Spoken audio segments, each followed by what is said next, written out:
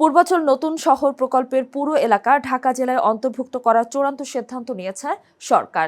এর পাশাপাশি চট্টগ্রামে নতুন একটি থানা এবং চট্টগ্রাম, কুমিল্লা ও ময়মনসিংহে ৩টি নতুন উপজেলা গঠনের প্রস্তাব অনুমোদন দিয়েছে প্রশাসনিক পুনর্বিন্যাস সংক্রান্ত জাতীয় বাস্তবায়ন কমিটি। বুধবার প্রধানমন্ত্রীর সভাপতিত্বে সচিবালয়ে অনুষ্ঠিত নিকার ১২১তম সভায় এই অনুমোদন দেওয়া হয়। প্রসঙ্গত, ঢাকা ছাড়াও পূর্বাচল নতুন শহরের বড় একটি অংশ নারায়ণগঞ্জের রূপগঞ্জ উপজেলায় পড়েছে, আবার কিছু অংশ পড়েছে গাজীপুরের কালীগঞ্জে। ৩ জেলায় বিভক্ত হওয়ায় এই প্রকল্পের প্রশাসনিক কার্যক্রম পরিচালনায় জটিলতা হচ্ছিল। সেই সমস্যা দূর করতে প্রকল্পটি পুরো এলাকা ঢাকা জেলায় অন্তর্ভুক্ত করার প্রস্তাব দিয়েছিল গৃহায়ন ও গণপূর্ত মন্ত্রণালয়, যা আজ অনুমোদন পেল। আর চট্টগ্রামের হাটহাজারী থানাকে বিভক্ত করে হালদা থানা, চট্টগ্রামের ফটিকছড়ি ৬টি ইউনিয়ন নিয়ে ফটিকছড়ি উত্তর উপজেলা গঠন হতে যাচ্ছে। এছাড়া কুমিল্লার মুরাদনগরকে বিভক্ত করে বাঙ্গারা উপজেলা এবং ময়মনসিংহের গফরগাঁওয়ের পাগলা থানার ৮টি ইউনিয়ন নিয়ে আদর্শনগর নামে নতুন উপজেলা গঠন হবে।